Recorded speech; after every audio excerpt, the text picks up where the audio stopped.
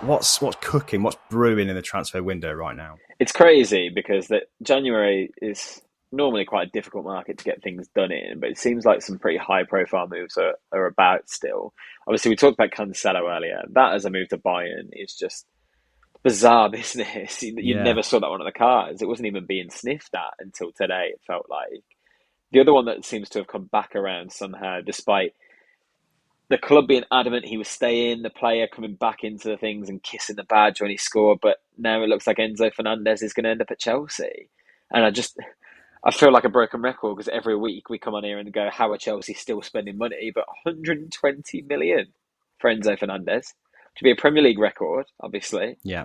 And Chelsea just don't seem to have any restraints on them right now. They also signed Gusto from Lyon the other day for 30 million.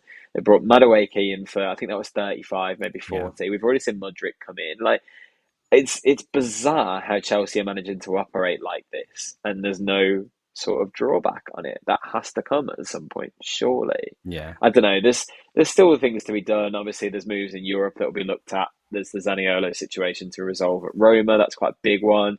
You wonder if Juventus might have to shift a few players before the end of the market with their kind of situation at the moment. And I don't really know what to expect from transfer deadline day. It feels like it's going to be more active than it's ever been.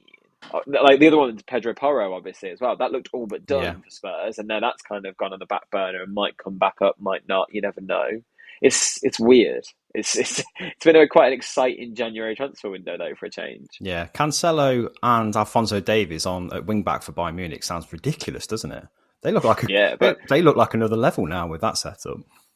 but actually, right back for Bayern looks like something they could have addressed for quite a while because obviously once they moved Kimmich into midfield, they've had Benjamin Pavard there for a while, who looks like he might be going to I Barcelona. think so, yeah. So Mazraoui came in the summer. He's not really lifted up any trees there, and he's injured now. So it makes sense. I mean, it always makes sense to sign a player of João Cancelo's quality, no matter who you are, really. Mm. There are very few teams in world football that he wouldn't improve, really. But yeah, I can't see how City are prepared to let him go so quickly. It's weird. Yeah, there's so many flops that have happened in January, and it puts so much pressure on players. So if we do see someone that's going in, like Yeah, Enzo Fernandez for 100 plus million, I'd worry for him yeah. because he's had such a good World Cup. If he then doesn't hit the ground running with Chelsea, don't know, do we suddenly think worse of him like we did James Rodriguez?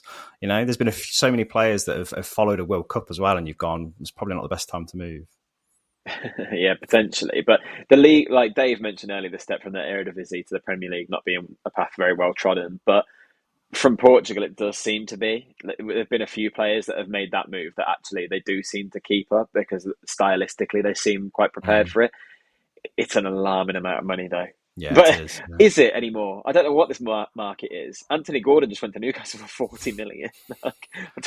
Well played, Everton, though, to be fair. That's great money, isn't it? Well, they're trying to reinvest it in Conor Gallagher now. 40 million straight back out, and he's inevitably going to improve their team. He's a Yeah. better player than Gordon is. He definitely is. I don't know if that will happen, but I think it was mentioned that he wasn't interested in going to Everton, which is I kind of don't blame him. The which only is kind person of who is about it understandable. is Sean Dyche, yeah.